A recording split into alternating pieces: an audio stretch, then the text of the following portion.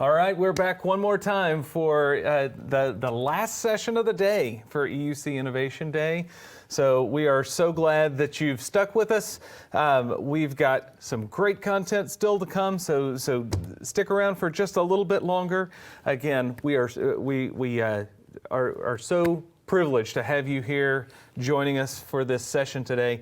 One of the things that we've heard customers tell us pretty consistently is that maybe they don't need the full virtual desktop experience, but they want to provide access to internal websites in a secure fashion, especially as they have more and more folks that are working from outside the office and wanting to access internal websites or SaaS applications or things like that from different devices, maybe even a mobile device. And so last year at AWS reInvent, we launched a new service called Amazon WorkSpaces Web. And here to talk to you a little bit more today about that is Andy from our Solutions Architect team. Thanks for having me, guys. Yeah, I'm glad to be here. Yeah, this is one of the, or I would say I'm very excited about this product. I've been with AWS now for about a few years now, and I've been in various roles, IT and a technical pro. I wish I had this solution when I was in that role. So today my name is Andy Soderberg-Rifkin. I am a senior solutions architect here with End User Compute, and I'm going to be talking about Amazon WorkSpaces Web and how you can simplify securing access to internal web and SaaS applications. So for the agenda today, we'll start with an overview of the products we offer as like an intro for those that are somewhat new to EUC services. However, I think we now all have a really good idea of what those are. We'll cover our two prominent products, WorkSpaces and AppStream, at a high level, and then move on to introducing WorkSpaces Web and how it differentiates from our EUC products. And then we'll go through some of the benefits, some of the use cases, and some of the various items that our customers see today by using our product. And we'll go through how the service works as well as pricing, and provide a brief demo so you can see it in action. We'll hopefully have some time for some Q&A at the end, but if you do feel like you need to ask questions during the session, please leave them in the chat and we'll try to get to them as soon as we can. So we're seeing three big trends today for the challenge for basically the challenge for empowering the modern workforce, right? We have a more distributed and flexible workforce, those that are still in the office, those that are still in the field, as well as employees using corporate assets or bringing their own devices. And we also need to improve productivity while reducing costs, so provide a way for end users to be productive while reducing the need for corporate hardware. And also reduce capital on those legacy solutions. And most importantly, we do not want to compromise security and reliability for the sake of ease of use or access. In fact, we want to raise the bar, right? We're here at Amazon, we always want to raise the bar. And there are end users all over the world in non-secure locations, and a breach of data could really cost customers millions and impact their brand for years. So we've been fortunate to address these challenges with our EUC products that are currently out there today, which has led to some of the most well-known companies adopting our services. And these are just a few of them. And we've gone through this slide a few times today, and these are very prominent companies that continue to work with us every day. So when we talk about end user compute, we do talk about two prominent services, our Amazon WorkSpaces, our cloud-native desktop service, and then we also have Amazon AppStream 2.0, which is our cloud-native non-persistent application and desktop service. Both really embody our mission here at EUC, which is to deliver the ability to basically securely get work done from anywhere and from any device. So really we wanted to show you that these are the products that we sell today to most of our customers, but we also started to receive some feedback from customers that wanted kind of a simplified version of this to access internal websites and applications. In fact, we talked to one of our customers, Urban Sala, who's the VP of IT over at Centerfield, and really this statement hit us hard, right? He said, many of our users just need access to a handful of websites in order to be productive. So we saw an opportunity here to simplify that a little bit more. And that's basically where WorkSpaces Web comes in. WorkSpaces Web is a low-cost, fully managed, browser-based workspace, but specifically it's used to facilitate secure web-based workloads. It makes it easy for customers to safely provide their employees with access to internal websites and SaaS web applications without the administrative burden of appliances or specialized client software. It also provides simple policy tools that are tailored for user interactions, while also offloading common tasks like capacity management, scaling, and maintaining browser images by the customer. We take care of that for you. Lastly, it also provides predictable pricing with no upfront commitments. Now, when we were looking into a solution, we also went back to some of the other legacy solutions that are out there, and we started to see some of those challenges that we wanted to address. So, as mentioned before, as the modern workforce continues to evolve, more workloads are moving to web-based and SaaS solutions, meaning a growing number of users only require browsers to be productive. Some of the remote accessing tools that we see today are not keeping up with some of how the workers actually work during the day. Even with secure tunnels and device management solutions, customers shouldn't really be placing all of their trust in the security claims of an internet-connected endpoint device. All at the same time, legacy solutions can also be complicated, expensive, and weren't built with today's access patterns in mind. They can also lock customers into these upfront contracts, which would cause problems with agility, not able to scale up and scale down based on your end user's demand. So that's where WorkSpaces has some of its benefits, right? We can actually start to see what items WorkSpaces Web can take care of. So things like secure browser traffic. Company data never reaches or resides on the remote device. WorkSpaces Web protects against attacks packaged in web content, and users are restricted to the browser interface only. WorkSpaces Web also supports enterprise browser policies and session-level settings for the clipboard, file transfer, and printer access. Now, we use the term on like a light switch because AWS manages capacity, scaling, and automatically updates to the latest browser version for you. Which means that we're offloading that management of streaming instances to AWS, which in turn frees you up and your resources for more important projects. You don't have to qualify or specify the instances, sizes of your fleet, create and manage complex scaling rules, or predict usage. Admins can truly enjoy a set it and forget it experience. And then with cost optimization, WorkSpaces Web allows customers to optimize costs and lower administrative burden with pricing based on monthly active users. And there's no upfront commitments or contracts, so basically you're paying only when your users actually use the service. So we talked about WorkSpaces at a high level and the various benefits we can get from it, but we also want to go into what are the user personas we see using this service today. So we have frontline workers, those that work in contact centers or customer support, back office workers such as people in human resources, laboratory technicians, BPO agents, those that are on the factory floor or out in the field, SaaS first remote workers, those that are in sales, digitally native businesses or startups. We've seen an uptick in contractors, contingent workers, and partners that basically need limited network dependencies for fixed tasks like accessing CRMs and providing customer support.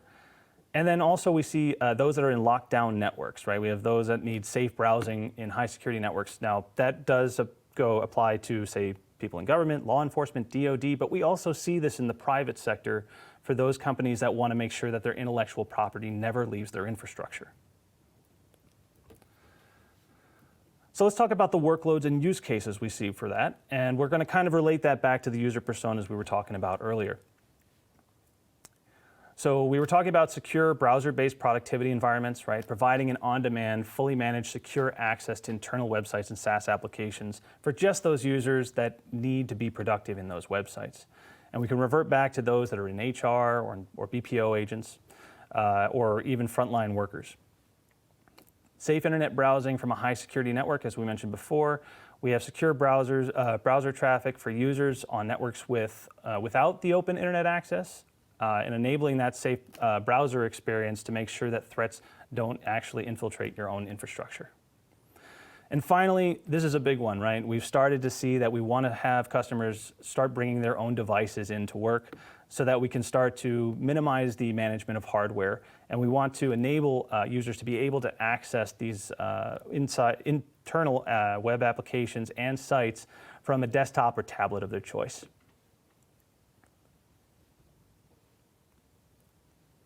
So we talked about basically these use cases, and we want to talk about the benefits while using these use cases. So when we talk about satisfying regulatory requirements, for instance, as a matter of fact, I'm just going to take a second and tell you a story about one of our current customers. We have a customer in the EU, in the healthcare space, that wanted to have secure access to a public SaaS application. The application itself is used for analyzing patient data and publicly hosted. But it was built by a US provider that doesn't have support for multi-factor authentication, which unfortunately is required by EU regulations. So the customer identified that by using the SaaS app to restrict IPs and using WorkSpaces Web to enforce SAML and multi-factor authentication, they were able to meet their regulatory requirements with a higher security bar than VPN. And with the solution, the customer was able to ensure only authenticated users had access to the data via WorkSpaces Web. And this is the best part. The POC took less than a week to actually get deployed, and the customer was quickly to go to production. All they had to do was add a link to the WorkSpaces web portal, which we'll go over a little bit later, on their internal homepage, and users were able to access the portal with one click. So from this use case, we found these benefits that IT has full control over data ingress and egress, users stay flexible without security risks, and at the same time, we set that higher security bar and meet compliance standards. But then we looked at some of the other use cases, right? Being able to access resources and support bring your own device. IT is able to eliminate device management, enable bring your own device for users in the field or even outside the office. And users work from anywhere and from a secure, they also work from anywhere with secure web browser access. And lastly, we were talking about enabling safe internet browsing. And in this situation, IT takes control of all external connections. Internal and external users can start to collaborate together, so those that are full-time can now work with contractors, and then we can reduce the chance of internet threats. So I'm going to dive into some of the technical items and how it works. WorkSpaces Web is simple to configure. You actually don't have to be an expert in desktop as a service to get it up and running. In fact, if you have SAML IDP access and can connect to the VPC where you'd like to deploy the actual solution, you're able to get a POC up and running in less than an hour. To set up WorkSpaces Web, you create a web portal, which we'll show a little bit later in the demo, and then within the console, and then you federate your SAML 2.0 identity provider and connect it to your VPC to the WorkSpaces web service. And that's all that's really required to set up a POC, but you may also use our console view to set policies like default homepage or portal bookmarks, or you may want to upload your own enterprise browser policy JSON file to take advantage of Chrome's 300 plus policies. These policies include items like pre-installing extensions, controlling pop-ups, or allowing and denying URLs. You can also set session level controls around the user's permissions, as mentioned before, for the clipboard, file transfer, or even local printer access. Now, the user experience is even better. WorkSpaces Web's user experience is simple, intuitive, and available on any desktop or tablet device with a web browser. Users are able to open a local browser on their desktop or tablet, go to the WorkSpaces Web portal URL. They can either do this by clicking on a link in an email or from a link posted on the company website. They then sign in with their SAML IDP that they're used to for everyday work, and also complete multi-factor authentication if it's already configured. And then WorkSpaces Web users' session starts in the existing browser with access to the features and compatibility they expect to have on their local browser. And they can then access internal corporate websites and SaaS solutions. So this is the architecture of WorkSpaces Web. I'm not going to get too far into the details, but I did want to point out a few things so you can see how the actual service works. So first, you'll notice that there's a WorkSpaces Web Managed VPC and a Customer VPC. The WorkSpaces Web Managed VPC is where we handle all of the items for you. And then the Customer VPC is where you'll end up having what we call elastic network interfaces. The session itself that's in the Managed VPC is an isolated container running AL2 with SE Linux and streamed back to the user. This is where your Chrome policies will be applied through the service. We then have your Elastic Network interface and your customer subnet, so that that's connected to the actual session, so that you can then route back to corporate websites, SaaS applications, or even the internet. When the session is complete, the browser instance is terminated, ensuring sensitive corporate web content is never outside the enterprise's control. So I want to give you a brief demo on this so you guys can see what this looks like live. And what I'll do for right now is I'll start with our console view. So WorkSpaces Web is located in the WorkSpaces console in the bottom left corner. When you click on the web portals, you'll notice that I have a few that are, I have one that's already set up. I'm not going to go through the creation process today, only for time constraints, but I wanted to show you what it looks like once you have a portal set up and what you have available to edit. So I'll click on my portal. In the first section, you'll see the web portal endpoint.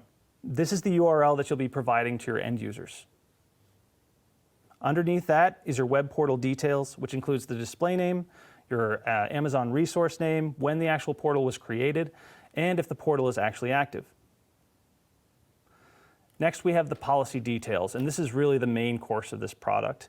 This is where you can actually download the browser policy file and set bookmarks and startup URLs, or upload your own JSON file, just like this one. So you can see I've already set some of these policies within this JSON file. Things like manage bookmarks, a homepage location, a URL block list to ensure that our users are productive during the day, and even extensions that can be installed into the browser so they have that available once they're in the session.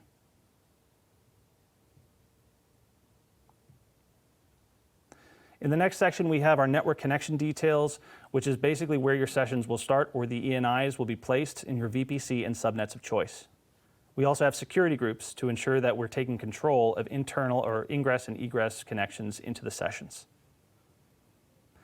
We have a trust store details section where you can place certificates that are needed to access those internal websites or SaaS applications. The service provider details that are used to basically bring your IDP into play here, and then an identity provider detail section, which is used to integrate your IDP into the WorkSpaces web service. We talked about a few of those enterprise controls that are available within the console, and this is where you would set them. You have your clipboard permissions, file transfer permissions, and being able to print to a local device. We also include disconnect timeouts in minutes and also idle disconnect timeouts, just to make sure that sessions don't stay open by accident. And lastly, we have tags, and this is where you can actually set things like cost centers that you may have to build back to in your business.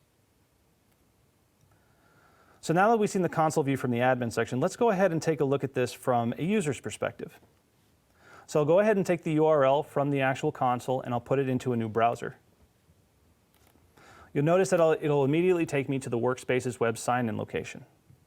Once I click sign in, however, you'll be presented with your IDP of choice. In this case, I'm using Okta.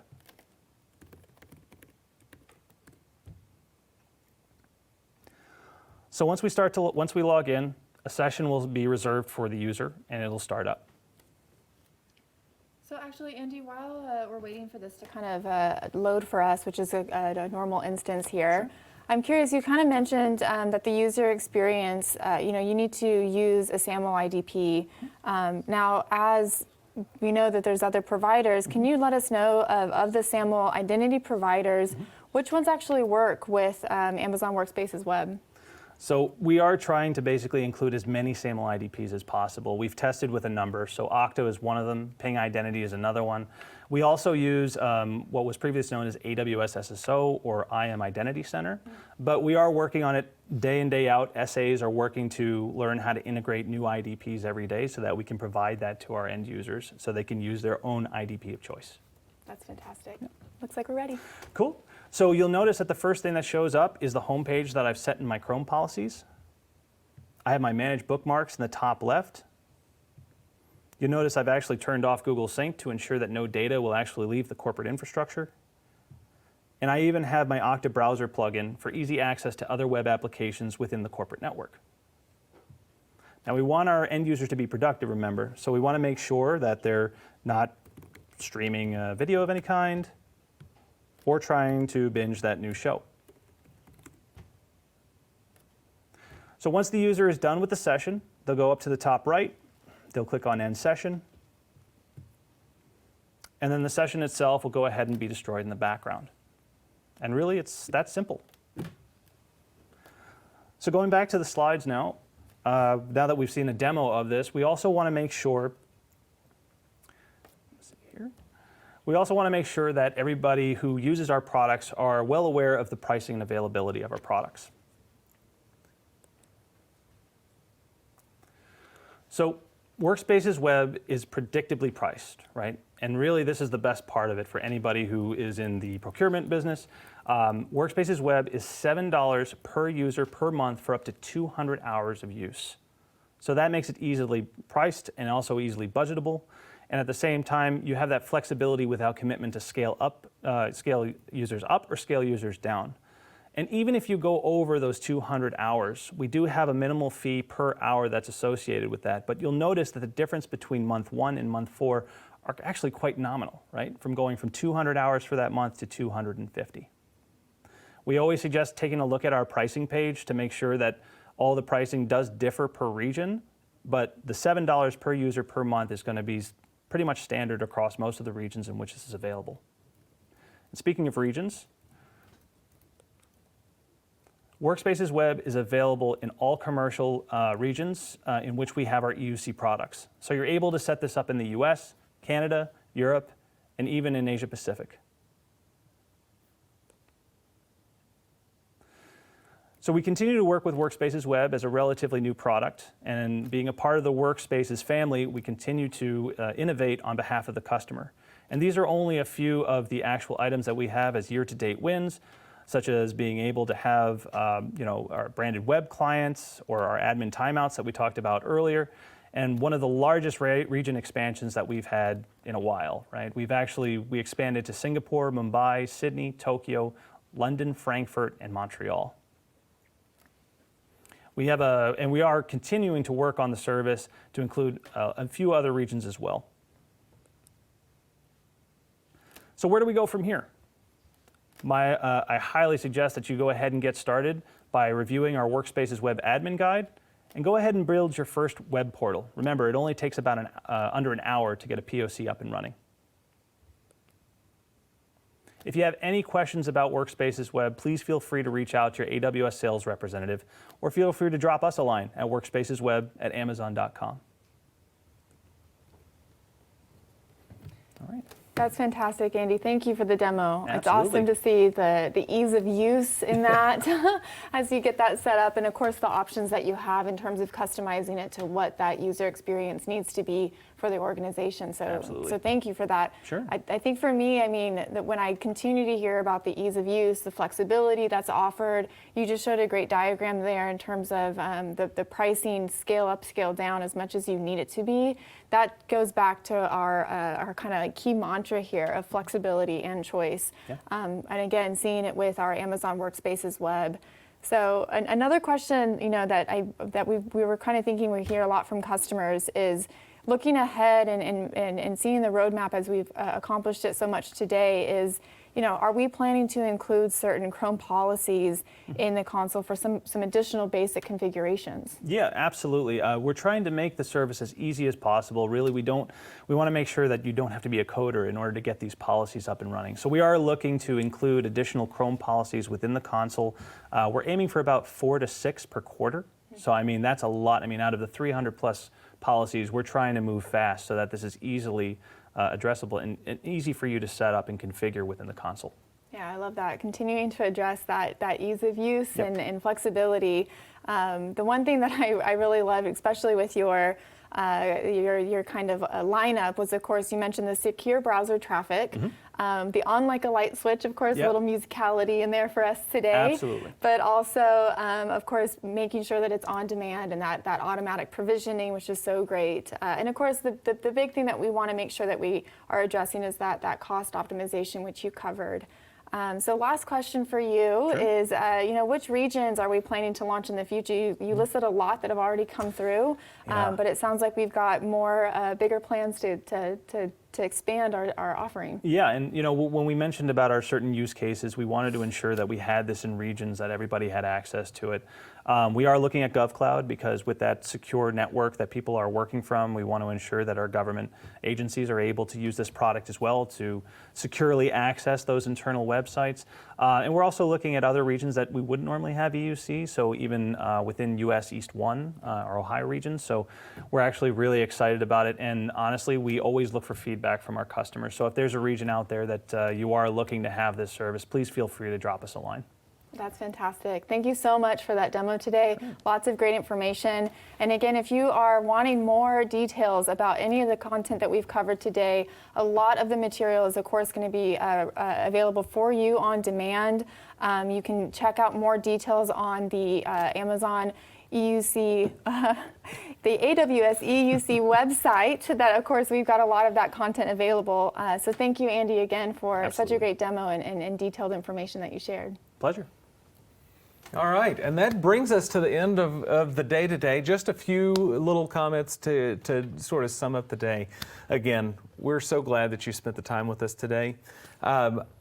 If you haven't been able to be with us for the entire event today and you want to go back and watch some of the content, that is available. The links are in the chat here today. You'll also find this links to every session separately over the next few days on the AWS YouTube channel, so I would encourage you to go there as well.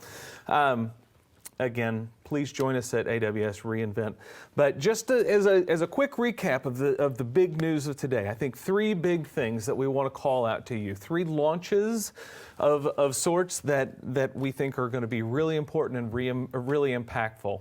The first is WorkSpaces Core, a set of APIs that any customer can use with an existing supported VDI management software, and we alongside that we announced a strategic collaboration with VMware, who's going to be building a lot of those management tools on top of Amazon WorkSpaces Core, and so we're excited about that. We're also excited about new integration with Zoom through a strategic collaboration there as well. So customers will have the ability to have more seamless, better quality video through Zoom in an Amazon WorkSpaces environment. We think that's going to be really impactful for those who are wanting to do video conferencing over WorkSpaces through a VDI solution.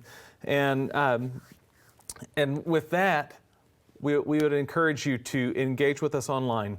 Hit us on the Amazon WorkSpaces or WorkSpaces family website. We're excited to hear more from you. We'd love your feedback in any of the surveys. We'd love to see you at AWS reInvent. And again, we appreciate your time. Thanks so much.